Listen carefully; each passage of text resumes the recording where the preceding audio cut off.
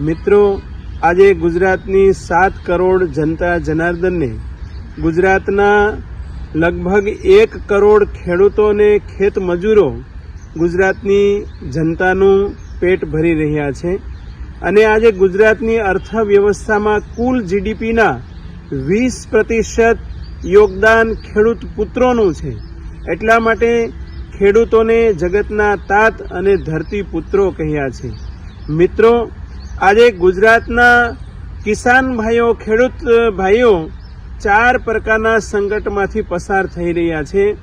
એક તો કરજાની એટલે દેવાની ચિંતા, બીજું મોંઘવારીની ચિંતા અને ત્રીજું મગફળી, કપાસ કે ડાંગરના ભાવ ઓછા મળે એની ચિંતા અને ચોથું સંસ્કૃતમાં કહ્યું છે કે ગંડસ્યો ઉપરી વિસ્ફોટકઃ જાતઃ, અર્થાત ઘા ઉપર મીઠું ભભરાવે અને જે પીડા થાય એવી અસહનીય સ્થિતિ આજે ખેડૂતોની છે।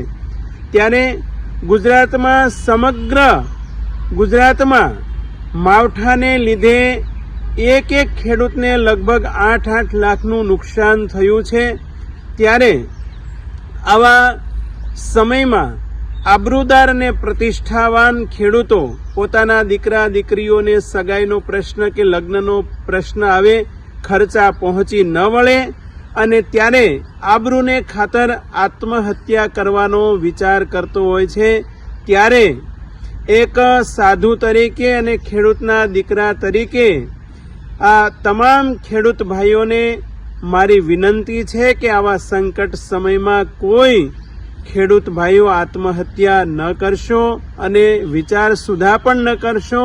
આવા સમયે ખૂબ ધીરજ રાખજો। અને બીજું કે સરકારશ્રીને મારી ભલામણ છે કે આ અવસર છે ખેડૂતોના સંકટ સમયમાં દેવું માફ કરવાનો, તો બને। નમસ્કાર મિત્રો, હું ફિરોઝ ઈરાની આજે તમને એક નવી વાત કરવા આવ્યો છું। દીવ મિરર ન્યૂઝ જોતા રહો, સબસ્ક્રાઇબ કરવાનું ભૂલતા નહીં અને શેર કરવાનું પણ ભૂલતા નહીં। સત્યની સાથે જોડાતા રહો। નમસ્તે મિત્રો, હું છું ચાંદની પરમાર। આપની મનપસંદ ચેનલ એટલે કે દીવ મિરર ન્યૂઝ ચેનલને લાઈક કરો, શેર કરો અને ફોલો કરો। અને હા, તેમાં દરરોજ તાજા સમાચાર જોવાનું ભૂલશો નહીં।